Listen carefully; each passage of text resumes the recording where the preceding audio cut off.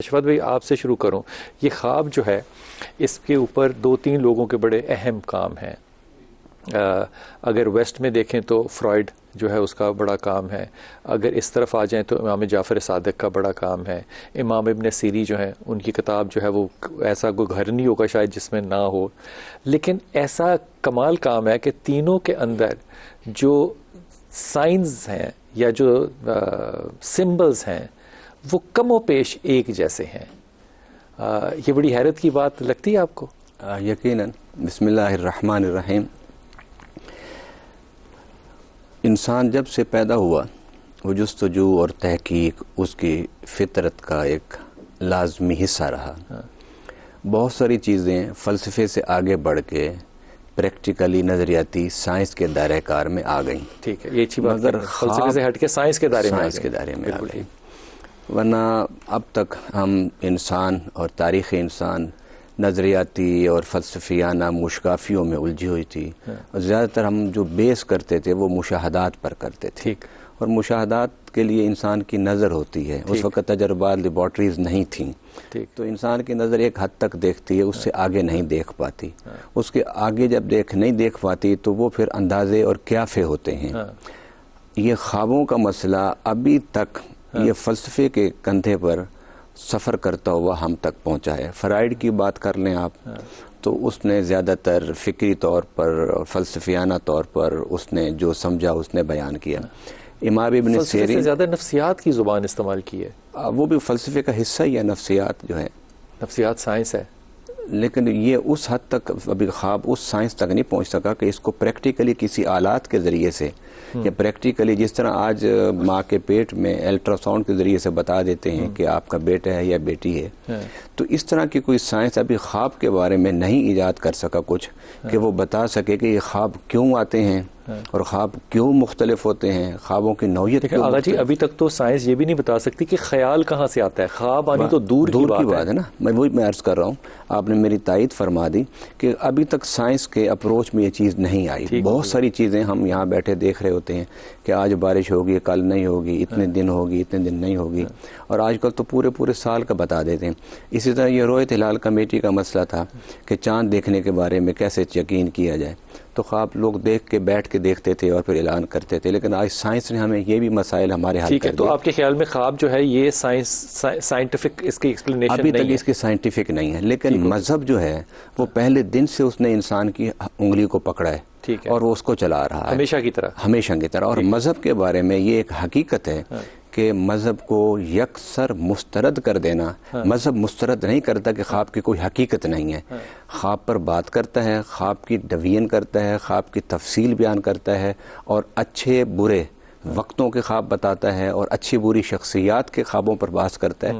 قرآن پورا کا پورا اور تورات پوری, انجیل, تلمود, یہ سب خوابوں کی حقیقت پر اور خوابوں اس پہ کوئی دو رائے نہیں ہے کہ اس کی حقیقت ہے. میں آسوا کو شامل کروں. آسوا, آپ کے پاس لوگ آتے ہیں اور خواب سناتے ہیں جب, تو آپ کا تجزیہ جو ہے وہ کن بنیادوں پر ہوتا ہے کہ یہ خواب جو ہے اس کو کیسے اوپن آؤٹ کیا جائے, یا اس کو ڈیفائن کیا جائے, یا اس کی تفسیر جو ہے وہ کیسے کی جائے؟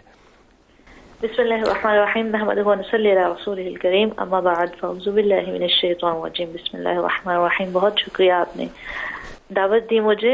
بلال بھائی, جب کوئی بالکل لوگ اپنے خواب کی تعبیر پوچھتے ہیں, اور سب سے پہلے تو میں یہ یہاں پر واضح طور پر کہہ دینا چاہتی ہوں کہ خواب پوچھنے کے لیے ایک عالم کی ہونا حیثیت ضروری ہوتا ہے, یا پھر کوئی اتنا علم رکھنے والا خواب کی تعبیر کے متعلق جو کہ اس کی صحیح تعبیر بتا سکے. اور میں جس نوعیت پر بتاتی ہوں یا جن باتوں کو اور خیال مد نظر رکھ کر بتاتی ہوں, وہ یہی ہوتا ہے کہ خواب جو سناتا ہے اس کے احوال, اس کے معاملات, اس کا انوائرمنٹ, اور اس کے جو ہے وہ اس کے تھوڑی بہت پرہیزگاری دیکھ کر, کیونکہ جب بھی کسی خواب سنانے والے کی تعبیر لگائی جاتی ہے تو ضروری ہے کہ اس کے معاملات کے بارے میں تم کچھ نہ کچھ جانتے ہو, اور پھر تم اس کی تعبیر لگاؤ. اور اگر جیسا کہ میں مثال کے طور پہ بتاتی ہوں کہ اگر کوئی مجھے خواب بتاتا ہے کہ جی میں نے دیکھے ہیں کہ میرے سامنے والے حصہ یعنی کہ 4 دانت سامنے والے جو ہیں وہ ہل رہے ہیں، تو میں بتاتی ہوں اس کی تعبیر یہ ہوگی کہ تمہارے بہن بھائیوں میں آپس میں بگاڑ ڈلے گی. اور یہ مجھے معاملہ یہ بھی ہو سکتا ہے کہ اس کا کوئی بہن بھائی ہی نہ ہو، تو اس کی حضرتاً ہم یہ تعبیر لگائیں گے کہ تمہارے ددیال کی طرف میں سے جو تمہارے بہن بھائی ہوں گے اس کی آپس میں بگاڑ ڈلے گی. ان معاملات کی بنا پر ہمیں سب سے پہلے اس کے معاملات جاننا ضروری ہے، کیونکہ اور اس کا ایک پرہیزگار ہونا. یہ تجزیہ جو ہے یہ اس کے کردار پہ کیا جا رہا ہے یا خواب کی سمٹمز پہ یا خواب کے جو سمبلز ہیں یا سائنز ہیں ان پہ کیا جا رہا ہے؟ نہیں، اس کے کردار کی طرف دیکھ کے تجزیہ نہیں کیا جا رہا ہے، بلکہ اس کے خواب کی طرف دیکھ کے کیا جا رہا ہے. خواب جو ہے اس کی تعبیر بعض اوقات حتمی ہوتی ہے، بعض اوقات قطعی ہوتی ہے، اور اس کی تعبیر اسی معاملات پر دیکھ کے کی جاتی ہے کہ وہ شخص کس قدر معاملات زندگی میں لوگوں کے ساتھ اچھا ہے یا اس کے ساتھ معاملات پیش آنے والے ہیں جو کہ اس کے ددیال کے اوپر والے دانت ددیال کی مناسبت رکھتے ہیں اور نیچے والے دانت جو ہوتے ہیں وہ ننیال کی مناسبت رکھتے ہیں. ٹھیک آپ کی بات پہنچ گئی. شفیق بھائی آپ اس پہ فرمائیے گا کہ تعبیر کیسے کی جاتی ہے اور کن بنیادوں پہ کی جاتی ہے؟ جی بسم اللہ الرحمن الرحیم. بلال بھائی سب سے پہلی بات یہ ہے کہ خواب حقیقت رکھتے ہیں اس لیے کہ اس کا تذکرہ قرآن مجید میں بھی ہے اور حدیث حضرت یوسف علیہ السلام ہے، انی ارا فی المنام ابراہیم علیہ السلام کی خواب ہے، اور اسی طرح بادشاہ کا جو واقعہ آتا ہے. اور حدیث ہے کہ نبوت کے یہ 46ویں حصے میں سے ہے رویا صالحہ جو من 60 40 46. یہ 46 کیوں کہا گیا ہے؟ اصل میں 46 اس کی کوئی مناسبت ہو سکتی ہے لیکن ابھی فی الوقت یہ میرے علم نہیں ہے. اور اسی طرح فرمایا کہ لم یبقى من النبوۃ الا المبشرات، صرف مبشرات باقی ہیں. گویا کہ ان حدیث سے یہ اندازہ لگایا جا سکتا ہے اور یہ بات کہی جا سکتی کہ خواب ایک علم ہے اور علم کا تعلق عالم خواب کی ایکسپلینیشن ایک علم ہے. ہاں جی بالکل. خواب تو نہیں، خواب کی ایکسپلینیشن. ہاں جی بالکل. اور اس کا عالم سے تعلق ہونا اور مجتہد سے تعلق ہونا بہت ضروری، یعنی خوابوں کی تعبیر عالم آدمی، اور عالم بھی وہ آدمی جو بصیرت اجتہاد کی رکھتا ہے. کیوں؟ اس لیے کہ اس نے خواب کے علم کو بھی دیکھنا ہے، خواب کی حقیقت کو بھی دیکھنا ہے، اور اسی طرح جس کو خواب آیا ہے اس کے حال و احوال کو بھی دیکھنا ہے. خواب کا جو علم دیکھنا ہے وہ کس بنیاد پہ دیکھنا ہے؟ وہ علم کیا اس کی دیکھیں کچھ ایسے ضابطے ہیں. مثلا ایک پہلا ضابطہ تو یہ ہے کہ خواب کے اندر ایک آدھا ایسا بنیادی لفظ ہوتا ہے، اس لفظ سے آگے اشارے چلتے ہیں. مثلا ایک آدمی وہ ایک بچی خواب دیکھتی ہے کہ میں ایک بچے کو بار بار اذان دیتے ہوئے سنتی ہوں. اب اذان دینا ایک اعلان ہے. اب اعلان گویا کہ اگر وہ غیر شادی شدہ ہے تو اس کا مطلب یہ ہے کہ اس کی طرف سے کوئی نکاح کا پیغام ہو سکتا ہے. یہ آپ کا گیس ہے؟ ہاں یہ اس کے لفظ سے ہے.